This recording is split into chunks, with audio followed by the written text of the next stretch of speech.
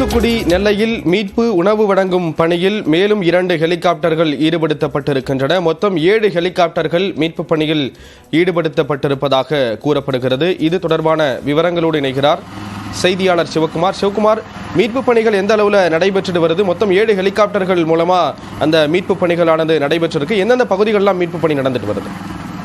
நிச்சயமா ஸ்ரீராம், அதாவது தமிழகத்தின் தென் மாவட்டங்களான தூத்துக்குடி, திருநெல்வேலி, கன்னியாகுமரி, தென்காசி உள்ளிட்ட மாவட்டங்கள் கடந்த 16, 17, 18 ஆகிய நாட்களில் பெய்த பலத்த மழையின் காரணமாக வெள்ளம் ஏற்பட்டு மக்கள் பெரிய அளவில் பாதிக்கப்பட்டுள்ளனர். பெரும்பாலான இடங்களில் போக்குவரத்து முற்றிலும் துண்டிக்கப்பட்டது. இதனால் வீடுகளிலிருந்து வெளியேற முடியாதவர்களும் ஸ்ரீவைகுண்டம் ரயில் நிலையத்தில் தங்க வைக்கிற பயணிகளை மீட்பதில் சிரமம் ஏற்பட்ட நிலையில் தமிழக அரசு கேட்டுக்கொண்டதன் பேரில் சூலூர் இராணுவ விமானப்படையிலிருந்து 4 ஹெலிகாப்டரும், சென்னை கடலோர காவல்படையிலிருந்து 1 ஹெலிகாப்டர், நேற்று 5 ஹெலிகாப்டர்கள் பயன்படுத்தப்பட்டு பொதுமக்களை மீட்கும் பணி ஈடுபட்டது. மேலும் வெள்ளத்தில் சிக்கி உணவு இன்றி தவித்து வந்த மக்களுக்கு உணவுப் பொருட்கள் வழங்குவதற்கும் இந்த ஹெலிகாப்டர்கள் பயன்படுத்தப்பட்டது. நேற்று மதுரை விமான நிலையத்திலிருந்து தமிழக அரசின் சார்பில் உணவு மற்றும் நிவாரணப் பொருட்கள் ஏற்பாடு செய்யப்பட்டு 5 ஹெலிகாப்டர்கள் மூலம் நேற்று காலை 6 மணி முதலே உணவுப் பொருட்கள் கொண்டு செல்லப்பட்டது.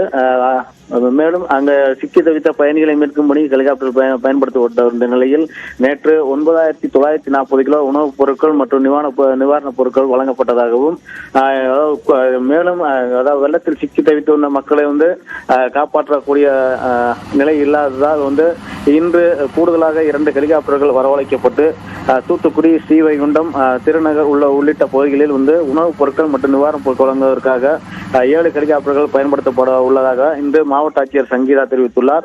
அதன்படி மதுரை விமான நிலையத்திலிருந்து உணவுப் பொருட்கள் நேற்று மாலை முதலே ஹெலிகாப்டர்களில் ஏற்றப்பட்டு வந்தது.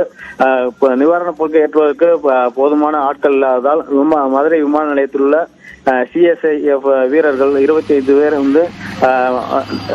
உதவி புரிந்து நிவாரணப் பொருட்களை எல்லாம் ஹெலிகாப்டர்களில் ஏற்றி வைத்தனர்.